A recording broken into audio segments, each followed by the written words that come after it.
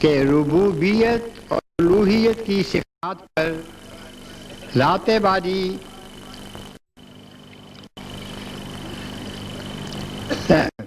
ربوبیت اور الوہیت کی صفات بجز ذات باری کسی میں قرار نہ دینا، اور جو بظاہر رب الارواح یا خیر انسان نظر آتے ہیں،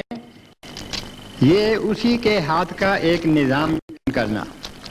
یعنی سوائے اللہ تعالیٰ کی ذات کے۔ دوسری توحید کا یہ ہے کہ سوائے اللہ تعالیٰ کی ذات کے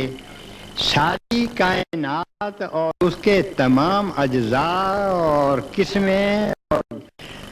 مالٹے کا درخت، اس کا ہر پھل جو ہے، میں تفصیل میں جا کے آپ کو سمجھا رہا ہوں، خدا تعالیٰ کی ربوبیت کے بغیر تدریجی ارتقاء کرتے ہوئے اپنے جو اس کی زندگی ہے اس کو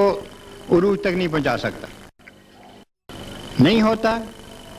امرود ہے کیڑا کھا جاتا ہے، دوسرے پھل ہیں جانور کھا جاتے ہیں، انسان کے لیے وہ کام کر نہیں رہتا۔ ایسی بیماری آتی ہے کہ جانوروں کے لیے بھی کام کرنی رہتی، ایسی بیماری آتی ہے جو اس درخت کے لیے بھی وہ اس کا پھل کام کرنی رہتا اور اس کی جڑوں میں گرتا اور درخت کو مار دیتا۔ تو ربوبیت کی صفت باری جو ہے بجوز ذات باری کسی میں قرار نہ دینا۔ لیکن آپ دیکھتے ہیں کہ استاد بھی آپ کی ربوبیت، آپ کی تربیت کر رہا ہے، دوسرے محکمے ہیں، ملک میں حکومتوں میں وہ کر رہے ہیں، بین الاقوامی محکمے ہیں، ٹھیک ہے، ملتی جلتی چیزیں ہیں، لیکن حقیقت یہی ہے کہ یہ سارے نظام ہمیں اس لیے نظر آتے ہیں کہ اللہ تعالیٰ نے چاہا کہ یہ نظام اس کے بندوں کے لیے قائم کیے جائیں۔ جب جس وقت جن حالات میں خدا چاہے کہ ان کو مٹا دے، مٹا دیتا ہے۔ کسریٰ نے بڑی شاندار حکومت کی سیاست کے میدان، وہ ایک وقت تک خدا تعالیٰ نے اپنے بندوں کیا ان سے، پھر مٹ گئے، رائے نہ ابھرے۔ بڑی شاندار حکومت تھی ان کی،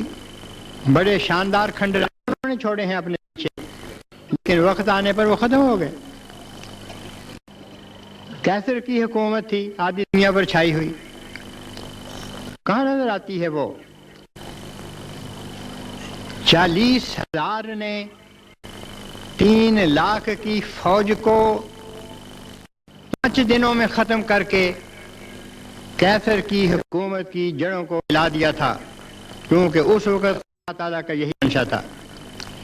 تو حقیقی رب، ہمارا رب، پیدا کرنے والا، ہم سے پیار کرنے والا، ہماری غلطیوں کو معاف دینے والا، درگزر کر کے پھر بھی اپنی رحمتوں سے ہمیں نوازتے رہنے والا ہے،